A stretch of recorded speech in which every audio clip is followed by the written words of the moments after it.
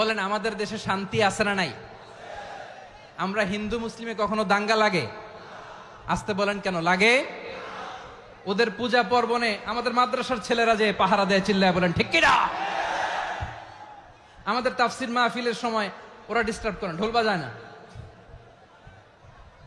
ওদের পূজা পর্বণের সময় আমাদের তাফসির মাহফিলের ডেট হলে আমরা চেঞ্জ করে দেই। সুবহানাল্লাহ, কি সাম্প্রদায়িক সম্প্রীতির রোল মডেল। আর ওই বাংলাদেশের ব্যাপারে তারা অনেক ডিস ইনফরমেশন ছড়াচ্ছিল। ভারতের অনেকগুলো গণমাধ্যম, আমি জেনারেলাইজ করব না, আমাদের প্রতিবেশী দেশের সব গণমাধ্যমকে আমি দোষ দিতে চাই না, অনেকগুলো গণমাধ্যম তারা ডিস ইনফরমেশন শেয়ার করেছে। ডিস ইনফরমেশন আর মিস ইনফরমেশনের পার্থক্য আছে। মিস ইনফরমেশন না জেনে ভুল বুঝে একটা মিথ্যা বা ভুল তথ্য ছড়িয়ে দেয়া, এটার ক্ষমা আছে, এটার কি আছে। আর ডিস ইনফরমেশন মানে ইচ্ছা করে, প্ল্যান করে, ম্যাপ করে, ছক এঁকে মিথ্যা, গুজব, রটনা সোশ্যাল মিডিয়ায় ছড়ানো, এটার ক্ষমা আছে? আওয়াজ করে বলেন ক্ষমা আছে?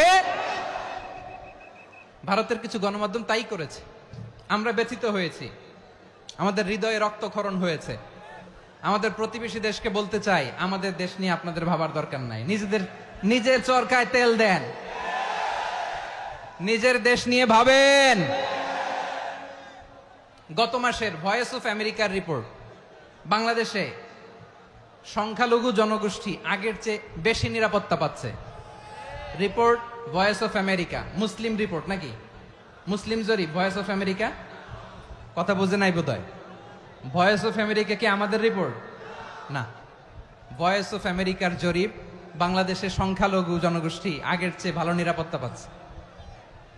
শুধু এখানেই শেষ না, মাইক্রোসফটের একটা জরিপ শোনাই আপনাদেরকে। তারা সারা পৃথিবীতে গুজব, ভুয়া আর মিথ্যা নিউজ ছড়ানোতে কোন দেশ সেরা একটা রিপোর্ট করেছে, এর মধ্যে 1 নম্বরে এসেছে ভারতের নাম। মাইক্রোসফট তো মুসলমানরা চালায় না? কথা বোঝে নাই বোধহয়। প্রতিবেশী দেশকে বলবো, আপনারা নিজের চরকায় তেল দেন, আপনারাও শান্তিতে থাকেন, আমাদেরকেও শান্তিতে থাকতে দেন। সব চেঞ্জ করা যায়, প্রতিবেশী চেঞ্জ করা যায় না। আমাদের ল্যান্ড তাদের ল্যান্ড, পাশাপাশি। আমরা চাই তারাও সুখে থাক, আমরাও সুখে থাকি, ঠিক কিনা? কিন্তু প্রতিবেশী হলে বন্ধুত্বপূর্ণ আচরণ করতে হয়।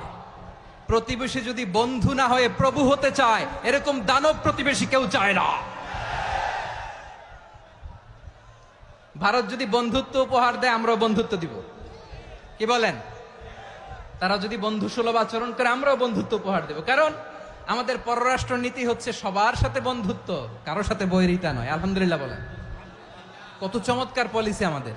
আমরা নির্বিবাদী, আমরা বাংলাদেশিরা শান্তিকামী, we are proud of that. এজন্য আমরা গর্ববোধ করি। আমাদের পররাষ্ট্র নীতি সবার সাথে বন্ধুত্ব, কারোর সাথে শত্রুতা নয়। তাই প্রতিবেশী দেশকে বলবো, আমার ভাইয়েরা, আপনারাও আমাদের ভাই, বন্ধুত্ব দিলে বন্ধুত্ব পাবেন। বন্ধুত্ব ইজ ওয়েলকাম, দাদাগিরি নয়। বন্ধুত্ব ওয়েলকাম, দাদাগিরি নয়, লাউড এন্ড ক্লিয়ার। ভারত যদি বন্ধুত্ব দেখায়, বন্ধুত্ব পাবে। কিন্তু ভারত যদি বাংলাদেশে আধিপত্যবাদ বিস্তার করতে চায়, বাংলাদেশের 18 কোটি জনগণ সেটা রুখে দেবে। ভারত যদি গৌর গোবিন্দের ভূমিকায় নামতে চায়, দেশের 18 কোটি মুসলমান শাহজালালের ভূমিকায় নামবে।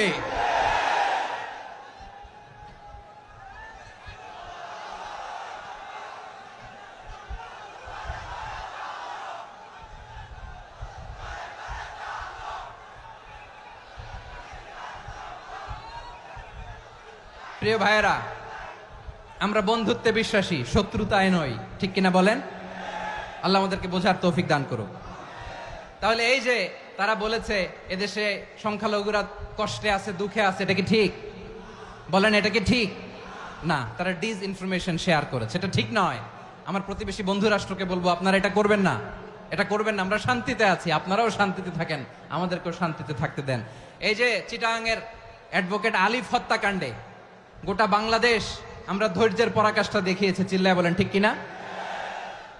আমাদের নেতা আমাদেরকে ডেকেছে, আমরা শান্ত থেকেছি। আমরা শান্ত থাকতে চাই, আমরা ঐক্যবদ্ধ থাকতে চাই। যে কোনো ষড়যন্ত্র রুখে দেওয়ার জন্য ঐক্যবদ্ধ প্রচেষ্টার কোনো বিকল্প নাই।